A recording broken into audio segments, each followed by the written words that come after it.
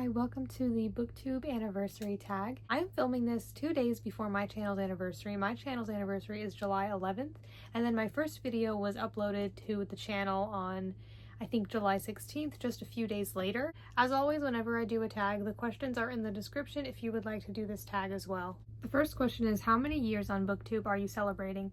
This will be my channel's first anniversary. This has just been my first year on BookTube. I do have prior YouTube experience, but for this channel, this will be my first anniversary. However, I have been watching BookTube for far longer. I believe I started watching it in 2019 and haven't been on there consistently since then, like every year. Some years probably more than others. But I have known about BookTube. I've been watching it for a while, and I did do BookTube previously on another channel where I no longer have the videos up. I did that briefly for like a little over a month in 2020, but this has been my first long-running BookTube channel. Question 2, how have you changed from your first video to now? Well, I think one of the biggest things is the filming location.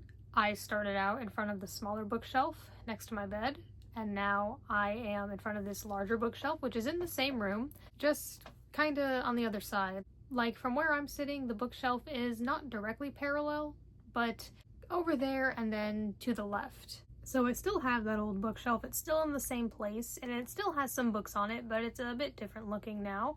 Most of my books have been transported to this shelf, so this shelf is one of the biggest things that has changed. I've also gotten some better equipment, which I won't get too into on this question because there's another question about that later on. So I definitely think I have a better setup than what I had when I started. As for my physical appearance, not much is different. I have bangs now, so there's that, but besides that, I don't think I look very different. In terms of my reading taste, I think that I have read a lot of books since starting this channel, and I think I've branched out quite a bit, but I'm still continuing to do that. But generally, I think my tastes are the same, and I still have the same favorite #1 genre, which is contemporary, but I'm still, just like I was at this point last year, reading other kinds of books as well. Question 3, what are 3 of your favorite videos you've made in the past year and why? Well, I think I really liked the video I recently made about this bookshelf, about stocking it with books. I think that was a fun video to make. Most of my videos, I just sit in the same spot and talk, which is fun. I do enjoy regular review videos. I think those are actually my favorites to make. But videos where I have different angles and I move around more are a lot more fun to film and edit. They may be longer and harder, but they are more unique. So I would say my other 2 favorite videos I've made in this past year would be my Sunrise on the Reaping reading vlog and my Fahrenheit 182 reading vlog. This question has a second part, and it says, what video are you most proud of and why? I think I'm going to say the very first one, my channel introduction, because it was the beginning and I had been wanting to make the channel for a while, and that was the start, and I think that oftentimes starting is the hardest part. So making that was really good for me because then it got me started and it helped introduce the channel, and it was where it all began, and so I think that it's really important. And it may not be the best quality video. It was definitely the beginning, but I had to start somewhere, and so it's very important. Question 4, what's your most popular video? As of right now, my most popular video, as in most viewed, is the video I made called Predictions for Sunrise on the Reaping. I made that video, I think like a few months before Sunrise on the Reaping came out, just talking about what I knew of the book and what I thought it was going to be like, how I thought it was going to be received compared to other books in the Hunger Games. And currently that video has over 700 views, so thank you to anybody who has watched that. Like I said, I have had previous YouTube experience. I've yet to reach 1,000 views on a video, but I'm hoping that that will happen eventually. However, over 700 views on a video, especially for the amount of subscribers I have, is still really good. It doesn't really surprise me that that video is the most popular because I was talking about a pretty relevant topic, a very popular book, especially before it came out, so that was probably really exciting for a lot of people. So yeah, that is my most viewed video at the moment. I really like this question. I think it'll be fun to do this each year and see how that has changed. If it has changed, maybe that'll still be my most popular video next year. Question 5 says, what have you struggled with on BookTube in the past year, and how did you overcome that struggle / what's the hardest thing about creating videos for YouTube? So I think for the first question, I will say that sometimes I would have to make a video even when I was maybe struggling with doubt or maybe didn't feel like doing it. I mean, I don't force myself because like this is for fun ultimately, but I just mean that maybe, and I think I'm struggling with it less now, but sometimes I would maybe be insecure about certain aspects of my videos. Like maybe I was like, what is even the point of this? Because like my audio is not great. It's a lot better now, thankfully, and like maybe the angle wasn't good, and sometimes I would overthink the little details, and so I would struggle with it, and I always just made the video anyway, even when I didn't feel like it. I'd rather be doing something else, which ultimately I enjoy this. But I know that I've had some of those feelings in the past. I think it's been a while since I've filmed a video, even when I felt that way, but I would just do it anyway because I knew I would feel better afterwards and it would be good for me because I enjoy doing it. I have struggled with, like I said, some things regarding like the audio because I didn't have like professional equipment and I kind of talk softly, so that has been kind of hard for me, but thankfully that has recently been helped a lot and fixed. As for how I overcame any of those struggles, I think to just keep making videos, and they may not be perfect, but I think that I had to keep making videos in order to learn what worked and what didn't, and to receive feedback, which I have, so thank you for anyone who's done that. And then through that I would learn how to make the videos better, and then if I'm doing things right, then hopefully they just get better in the future. Ultimately, I think that for me, making BookTube videos isn't very hard. The setup is pretty easy for me. It doesn't take very long. I've made other kinds of YouTube videos that were definitely harder to make in terms of getting everything set up and put together in different angles and having to find the right music. Thankfully, BookTube videos typically don't have music, so that's one thing I don't have to worry about. So that's really nice. It's pretty normal for it to be silent. As for what's the hardest thing about creating videos for YouTube, I guess just the technical aspect of it, because you can easily set up a camera with your phone. It doesn't have to be a super professional camera, although I guess smartphone cameras are pretty advanced now, but you know what I mean. And just getting everything set up and getting the right angle and getting the audio right and trying to... This just proves my point. I cut that part of the video out because like it's unnecessary. But I just had to take my cat down from the desk because he was messing with a bunch of stuff and making a lot of noise and knocking a bunch of things over. So that's what I was trying to say then. Minimizing distractions, having to be patient when there's noise going on around in the house and you gotta wait for it to be over, and that can be a little stressful, but you just gotta kind of wait it out. Depends on the distractions, or maybe sometimes you're ready to film but then it's raining and then you could hear the rain in the video. Yeah, I think just getting everything sounding good and looking good can be hard. It's not necessarily as easy as just setting up the camera and recording the video, because you gotta like remember to turn the air conditioner off, at least I do that, and just have everything not just there but actually looking and sounding good. So I may not be an expert at that yet. I think I'm doing all right, but I will take suggestions and feedback. But yeah, I think just getting everything to look right, because you can sit in the same spot and talk for a while but then maybe the angle isn't the best or whatever. Thankfully, I think I am improving in some aspects. But yeah, just that and the noises in the background, which there definitely have been a lot of in my videos, and sometimes I'm not even sure what, though most of the videos I think you can blame the cat, but we love him. But I don't want to discourage anyone who maybe wants to make a BookTube channel or any kind of YouTube channel, or anyone who's just starting out. I'm not trying to say that it's very hard. I think that it's worth it. I think it depends on why you're doing it and how much you enjoy it and just how much time you have. Then maybe that'll determine if it's worth it. But for me, I'm definitely not saying that it's like extremely hard. I think it depends. For me, it's not really extremely hard. I think that it's more of just, it takes a little longer than you might expect it to. You might think that if you're filming a video that's 10 minutes long, that you're going to be sitting down for 10 minutes. Not necessarily, maybe more like 30 minutes or so, and that's not even including the time it takes to set up everything and take everything down. And then of course there's the editing and all that. So yeah, I'm not saying that it's not worth it. I think that it is. I think that it's very rewarding, even if you don't get a lot of views. I'm just saying I think it's important to keep in mind with a lot of things, especially creative things, they may take longer than you expect they will, and you may have to be more patient than you thought you would have to be, but that's good because it teaches you patience, and I think it's still worth it. So I definitely don't want to discourage anyone. Question 6, have you had to deal with negative feedback or comments? How did you handle it? No, I haven't really gotten any negative comments. It hasn't happened. If it does, then I mean, it depends. I'm not gonna just argue with people who are just being hateful. There are different kinds of things. There are some people who are just, you know, throwing insults, and that's like unnecessary, and I would maybe delete the comment or block the channel or whatever. I don't know. It depends. And then sometimes people might say something that is negative, but maybe they're ultimately saying something, like maybe if you have, you know, audio issues, maybe they'll say like, I can't hear you, and then, well, just saying I can't hear you isn't really rude, but just, you know, maybe if they start getting a bit hostile with it, but that hasn't happened. But it depends on what somebody says. But yeah, if someone is like continuously being just disrespectful just for the sake of that with nothing constructive to say, then I guess I could just ignore it. I don't think I would argue with anyone. But yeah, I haven't really had to deal with that, thankfully.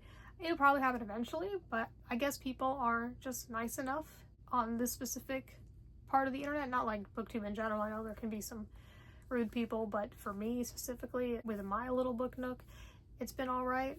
But yeah, if I ever do get any comments like that, that's fine. I know that some people are just rude to be rude, and I think I can look past it and focus on the positive comments. But if you've received any negative comments, let me know how you've dealt with that.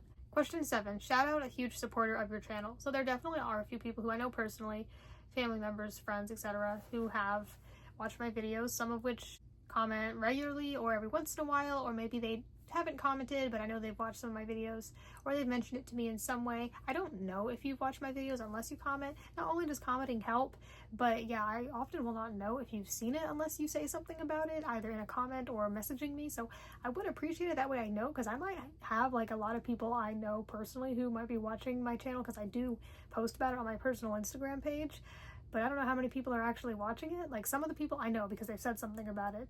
So if you'd like to make yourself known, then let me know either privately or in a comment. I would like that, because like I said, I don't know everyone who's watching.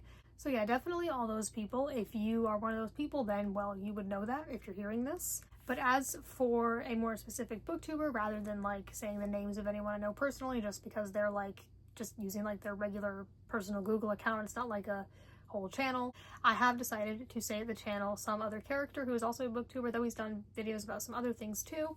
I think that he discovered my channel pretty early on, and he's left a lot of nice comments, some of which are very long, which I enjoy. I like the long, thoughtful discussions, and I know that he has supported my videos for quite a while, and particularly liked my review of Twilight New Moon and has mentioned that on his channel. So thank you to some other character. He is a smaller booktuber as well. I recommend you check out his channel.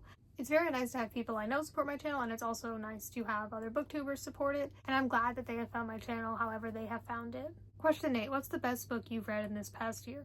So this question is interesting because at first when I wrote this down, I thought that it would mean like in 2025, but really this is just about the past year, so like July 2024 to now. So if we're including that, so at the moment I'd say my personal favorite book that I've read this year has been This Song Is Not For You by Laura Nowlin. But I did make a video at the end of last year about the best books I read in 2024. It was going to be longer, and I ended up just making about the top 3 books.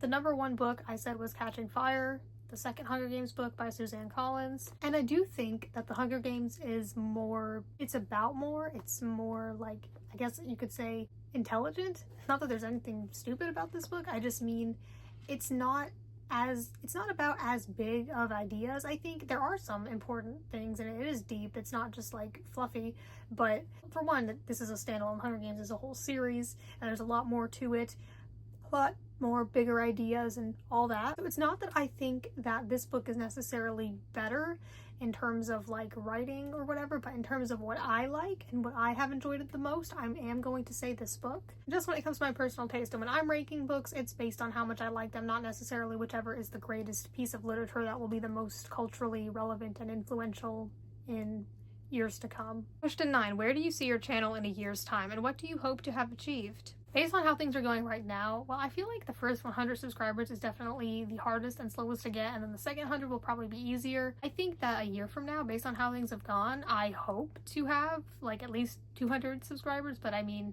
it's not just about numbers, but realistically speaking, just to make a prediction, I think that could be fun. After all, a video making predictions is my most popular video at the moment. And then we can look back at this next year, and I will actually write down my answer for this and see just how close I was or how off I was. So in terms of subscribers, I think that by July 2026, I'm gonna guess that I will be, see, it might be a lot more because I'm so small right now, and then maybe there will be a video that gets a lot of views. So I don't know for sure, but I will just say 200 to play it safe, but even then that might be hoping for too much. But that's just my guess on where I will be at. Maybe then I will have a video that's reached 1,000 views, but I'm not entirely sure. As for what I hope to achieve, well, I was hoping for this year when I was writing my goals for this year. They're not that serious, but they're just ideas, and it is good to have goals, because then if you're just fine with being wherever, that's okay when it comes to things that you're just doing for fun anyway. But with things like this, there is the chance that if you reach certain requirements, you can get your channel monetized, which is the eventual goal. Definitely nowhere near close to that, but I will keep working towards it, and it could take years, and even if it never happens, that's fine. I will still do this because I enjoy doing it, and it just is like the default for me to just do this because I enjoy it and I'm used to it now. I don't see myself stopping it. Like, I'm still going to read, and I think it's more fun to also make videos about the books I read. As for what I hope to achieve, I did write this year that I wanted to reach 500 subscribers, which is not how it's going so far. And I think I wanted to be like halfway there to monetization. I'm definitely nowhere near close to that, but that's okay because I do this because I enjoy it anyway. That would just be a nice addition. And I wanted to have at least one video get 1,000 views. That hasn't happened yet, but it's definitely possible for the rest of the year. People may still watch my predictions for Sunrise on the Reaping video, especially because it is my most popular, so if they look at that on YouTube, they'll see that. However, because the book has come out, I feel like it's a little less relevant now, but people are still going to watch it, especially if they really like the Hunger Games. So yeah, I have some idealistic goals, but if I don't reach them, then I don't reach them. I kind of can't really control that. People will subscribe if they want to, and I do what I can to talk about my channel and promote it elsewhere, but it's not that serious. Question 10. What was an unexpected surprise of being on BookTube? I think it's nice whenever I support a channel and then they also start watching my channel. If they comment on my videos, maybe I didn't know they were subscribed, or maybe they do subscribe. If their subscriptions are public and so then I can see that they've done that, that's always cool. Because generally people's subscriptions are private, so you don't know, and then maybe all of a sudden somebody will comment and I'll be like, oh, I didn't really know that they were also subscribed to me, or at least that they watched at least one of my videos. So I think that's really nice whenever that happens. Question 11. Thoughts on equipment. What has been the most useful piece of equipment you've bought? So I've talked about how the technical aspect, especially when it comes to audio, can be difficult. I think maybe if you talk louder or have I don't know how much the camera matters, but yeah, I mean, maybe if you have a better camera is what I was going to say, but I'm not sure. Maybe you just need a microphone regardless. Or I would still be able to turn up the volume in my editing software, but I think the way that I'm doing it now is much better. I don't have to do that. I can have the volume on my phone without headphones, by the way, because I could hear it better with headphones in. I could have it not even halfway up and hear it really well, so that's been very nice. So I still have the box for this microphone that I have. I just got it as of recording this like 2 days ago, so I can show you what specifically it is. So it is the DJI Mic Mini wireless microphone. This was a gift, so I'm not quite sure where exactly it was from. Probably Amazon, I'm assuming. You could probably get it there, maybe other places. But yeah, it has a little microphone that you clip onto your shirt or somewhere, and it has a thing that you plug into your phone, and it came with 2 microphones actually, so if I'm recording a video with someone else, that will be very useful. But yeah, that is the microphone that I got, and so far it seems to be working pretty well. I don't know very much about different kinds of microphones and cameras and all that. I just use my phone for recording at the moment, but so far this works really well. So yes, the new microphone is definitely the most useful piece of equipment I've gotten. Question 12. What advice would you give to someone thinking of starting YouTube? So I did mention earlier in this video that even though I said it can be a little difficult and you may have to have a lot of patience, I definitely don't want anyone to feel discouraged. Like I said, I think the idea that it may take a little longer than you think is good advice, because you might be a little frustrated when something is taking longer than you thought it would. And that can definitely apply to YouTube. You may have to try things out a little more and do things differently to find out what works, maybe in editing or filming or whatever. And that might be a little frustrating because you might be like, I didn't know it was going to take this long, but it's okay. You have time and you can figure it out. And the way this question is worded, it says thinking of starting. So if you are thinking about it, I think you can go for it. You can use your phone, and when it comes to audio, I think see what you sound like. If you talk really loudly, unlike me, then you're probably good. And then if you are doing it for a while, or you have a lot of money already, or you know that you want to really dedicate yourself to it, then you can get a more professional microphone that might help you out. But I definitely encourage people who want to do it. I think that having a YouTube channel, especially a BookTube channel, can be really useful. Like I said, especially a BookTube channel, because that's a really good thing to promote and influence about. So yeah, I think people should go for it. And also, this does apply to how some things may take longer than you thought, but you may not have a big following on YouTube, especially not at first. Some people don't do it for very long and they get a lot of subscribers and views, and that's wonderful, but it may not always happen. So I think definitely do it for the right reasons. If you just want to make some money, then YouTube might be a slow way to do that. It can be a good opportunity, but it's definitely not guaranteed. So you want to make sure you're doing it for the right reasons and make sure you're doing it because you enjoy it. And unless it is like your main source of income and you need to do YouTube, which if you're hearing my advice to this question and you're thinking of starting, then you haven't started, so this wouldn't apply, then it's okay to take breaks or maybe upload a video later than you thought it would if it's just not ready yet, especially to take your time and make it good. I definitely agree with quality over quantity, and there's no need to stress yourself out over something that should be fun, like reading. Like, there's no need to make yourself read a certain amount of books, especially if you're not doing it for school or work or anything and it's just something you do. Like, it's okay. I definitely would not recommend comparing yourself to other booktubers or anyone in a bookish space online. I think it's definitely not about how many books you read, but how much you enjoy the books and how much you get out of them. And number 13 is tag someone whose anniversary is coming up. So there aren't really any I know of. I don't really have anyone's memorized. But if you're seeing this, maybe this can be a reminder for you. Maybe you have a channel anniversary coming up and you want to do this tag.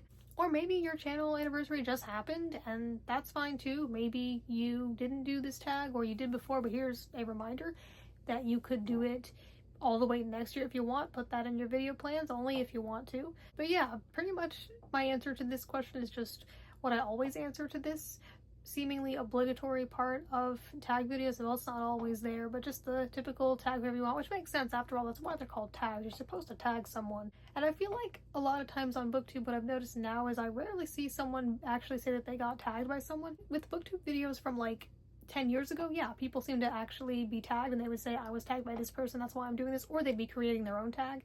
Nowadays, I feel like I see that less. I'm sure some people still actually get tagged and then do the tag because of that, but I feel like people just kind of see it and then they do it, which I think that works too. It's not just about someone specifically picking you, but you can just see someone else's tag video and then do it, which is what I've done with tag videos. I don't think I've ever done one because somebody asked me to. So yeah, my answer to this is just anyone who sees this and wants to do it. Whether your BookTube channel anniversary is coming up soon or has just happened and you're waiting for next year, or it's in 6 months from now or whenever, it can be fun to do this tag and reflect and just talk about the experiences you have had. I know that I enjoyed talking about my journey and I'm excited to see what it is like in the future and see how much everything has changed. I might still have the same bookshelf. I'm not planning on getting a new one. I had wanted to get a new one, a bigger one, and then this one is pretty nice. I really like this one. But I do think it is nice to see what has changed, which I like about BookTube. I can see especially like which books I had on my shelf and where they were on my shelf because that changes often. So yeah, I enjoyed making this video, and if you have made it this far, thank you for watching the video. And thank you if you're seeing this shortly after it's uploaded. Then thank you for being here during my first year of BookTube.